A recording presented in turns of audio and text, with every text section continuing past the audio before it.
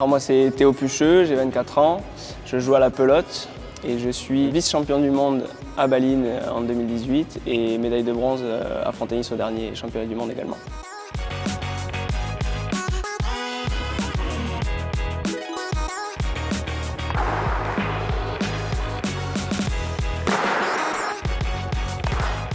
Ça fait maintenant 20 ans que je joue à la pelote, quasiment. J'ai commencé à 5 ans et voilà, ça fait quand même pas mal de temps que je cours sur les camps de char. Je suis rapidement arrivé au haut niveau en 2013. À la sortie du pôle espoir, j'ai eu ma première sélection en senior. Donc ça fait déjà 8 ans que je suis en équipe de France. La pelote c'est simple, il y a un mur, une zone où la pelote doit rebondir.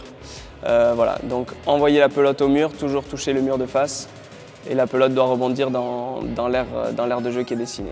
Et pour faire un point, soit l'adversaire ne la rattrape pas, soit l'adversaire fait une faute, soit il laisse de rebond parce qu'on joue comme au tennis, soit après un rebond, soit à la volée.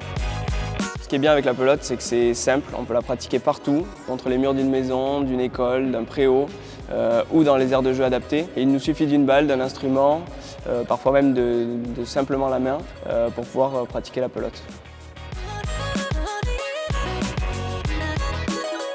Alors, il y en a beaucoup.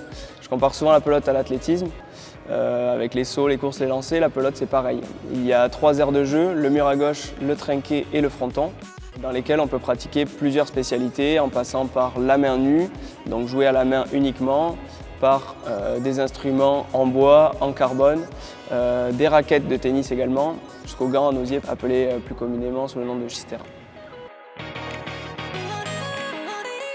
Alors, on va commencer dans un premier temps par les championnats de ligue, qui vont être qualificatifs pour ensuite les championnats de France, qui eux seront qualificatifs pour la Coupe d'Europe. En parallèle de ça, en fonction du niveau de chacun des joueurs, on est vraiment sur des week-ends de présélection, des week-ends de rassemblement avec l'ensemble de l'équipe de France pour voilà, préparer les échéances internationales s'il y a lieu.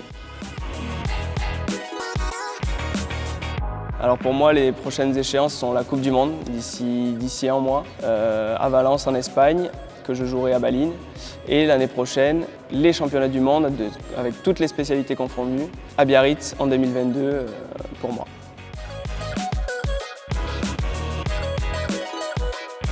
Alors les semaines, comme les compétitions, elles sont relativement denses. On commence le lundi avec un entraînement de la préparation physique, le mardi, un entraînement technique, de nouveau de la préparation physique le mercredi, puis encore de l'entraînement technique le jeudi et on termine la semaine par des compétitions le week-end lorsqu'il y a des championnats en cours ou les rassemblements.